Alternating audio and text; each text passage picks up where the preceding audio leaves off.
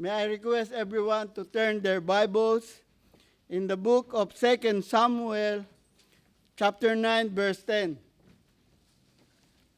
Last 2 Sundays ago, our pastor mentioned this topic on his preaching that gave me an idea for our communion message today. 2 Samuel, chapter 9, verse 10.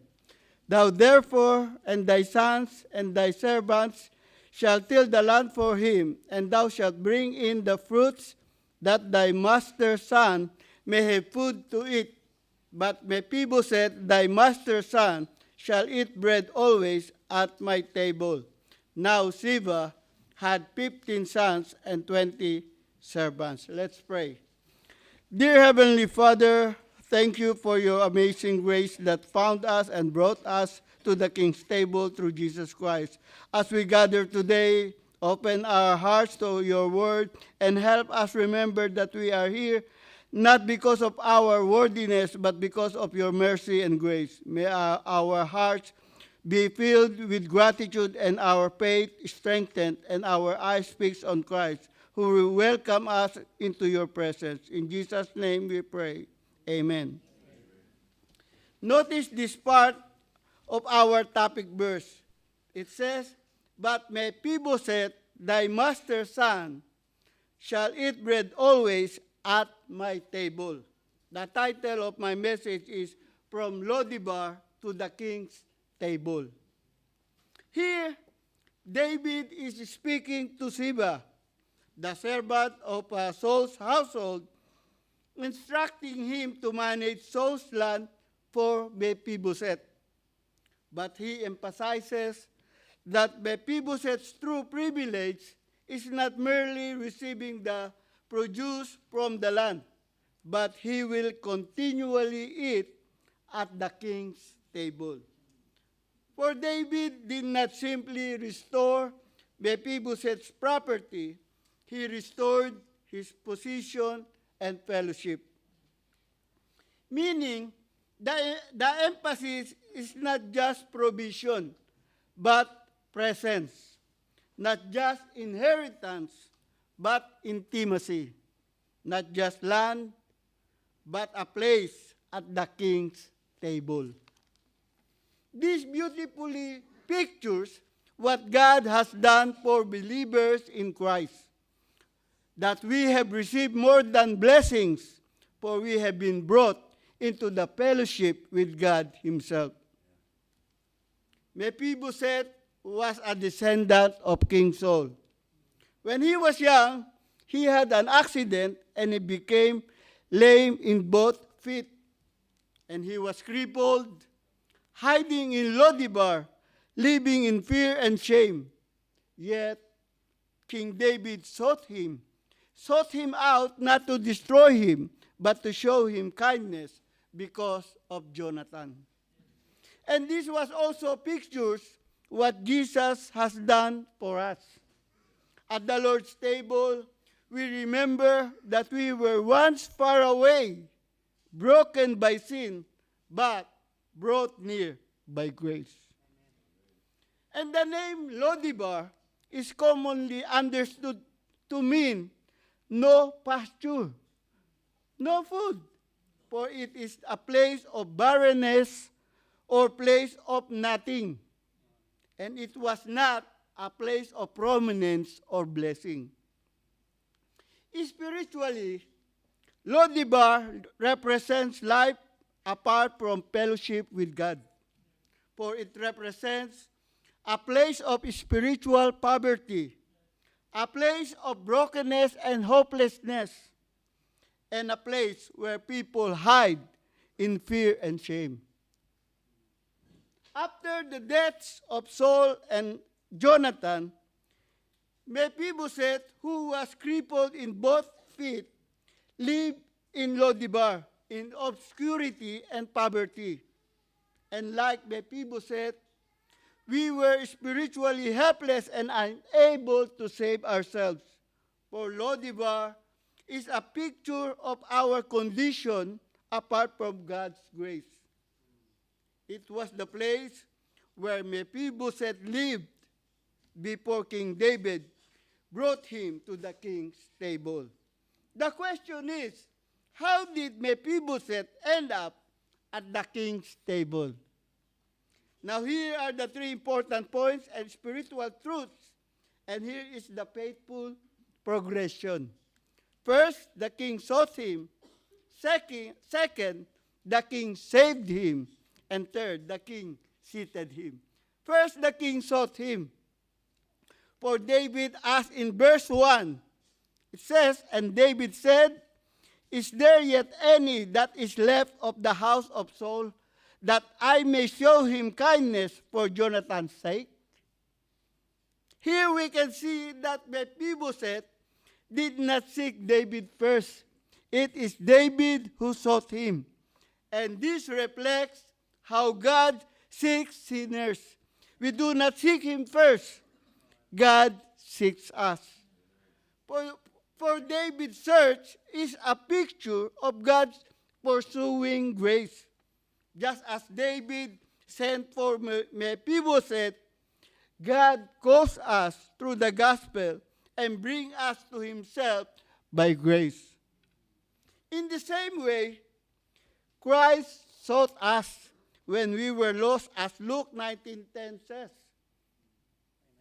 And as in 1 John 4:19 says, the truth that we love him because he first loved us. That's why the Lord's table reminds us that salvation began with God's grace. That Jesus came searching for sinners, and the cross was God's pursuing us in love. That's why communion is not about worthiness. It's about his mercy. Like Mephibosheth, hiding in Lo-debar as living in guilt, shame, and fear, we were once also in our own Lo-debar. And Christ sought us when we could not come to him. And now, we have a place at his table, not because we deserve it, but because of his grace. And grace sought us, found us, and brought us into the king's presence and into his table. For the king sought him as God sought us. Second, the king saved him. In verse 7, it says, "And David said unto him, Fear not, for I will surely show thee kindness for Jonathan, thy father's sake, and I will restore thee all the land of Saul, thy father, and thou shalt eat bread at my table continually." At that moment, Mephibosheth expected judgment from him, but received love and mercy. For David says, "Fear not, for I will surely shew thee kindness." David clearly saved him instead. For traditionally, when there's a new king, they eliminated threats. They killed the old descendants to prevent rebellion. But this time is to show him kindness because of Jonathan. David said to Mephibosheth, "And thou shalt eat bread at my table continually." Brethren, the greatest blessings was not merely land or possessions, but a place at the king's table. Amen? For the king's table pictures salvation and fellowship. Literally, the king's table can save us from hunger and poverty. Spiritually, believers have been brought from death to life, like from Lo-debar to Jerusalem, from separation to fellowship, from shame to acceptance, and from poverty to inheritance. Dearly beloved, at the cross, we deserve condemnation. Yet Jesus gave us forgiveness and showed us love and kindness.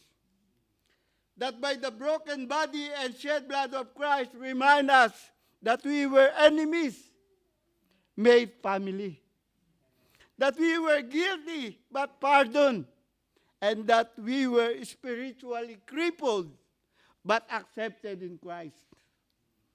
For God's greatest gift is not merely what He gives us, but that He brings us to His table and into His presence through Jesus Christ. Ephesians 2:13 and 19. Dearly beloved, Mephibosheth is you.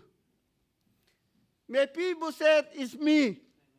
We are the broken ones, the crippled ones, the forgotten ones, who live in Lodibar, in the land of in the wasteland of sin, in the place of nothing, in the land of fear and shame.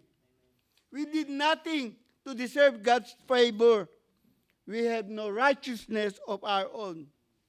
But then, the king sent his messengers not to destroy us, but to invite and save us. That's why the Lord's table is a reminder that we are no longer living in Lodibar. And through Christ Jesus, we have been brought into the presence of the King and welcomed to His table forever. For the Lord's table is a celebration of undeserved grace. For the King saved him as God saved us. And thirdly, the King seated him. In verse 13 says, So Mephibosheth dwelt in Jerusalem, for he did eat continually at the king's table, and was lame on both his feet. So Mephibosheth did eat continually at the king's table, for King David gave him a permanent place at the table. At the table, and there at the king's table, his shame was covered. His crippled feet were hidden beneath the table, and he was treated like a son. Brothers and sisters, the truth that he did not come to the table because he was worthy, he came because he is invited. The truth that he did not sit there because he earned it. He sat there because of the covenant made by someone else, because of someone's merit. What a picture of believers in Christ. For at the table, for at the Lord's table, we remember we are accepted through Christ. Our standing is based on grace and not in our performance, as Ephesians 2:8 and 9 says. And as Ephesians 1:6 says, it says, to the praise of the glory of His grace, wherein He hath made us accepted in the beloved. And at the Lord's table, we remember we belong in God's family, and hath raised us up together and made us sit together in heavenly places in Christ Jesus, as Ephesians 2:6 says. For the King seated him as God seated us at His table of grace through Christ. May I request the ushers to help us to distribute the elements. In conclusion, Mephibosheth came from Lodibar, a place of emptiness and no pasture, means no food. Yet, he ended up eating continually at the king's table. Amen. Brothers and sisters, that is our testimony. Sin left us empty and broken, but Jesus brought us into His table through His blood. Today, as we take the bread and cup, remember, we are not here because we are worthy.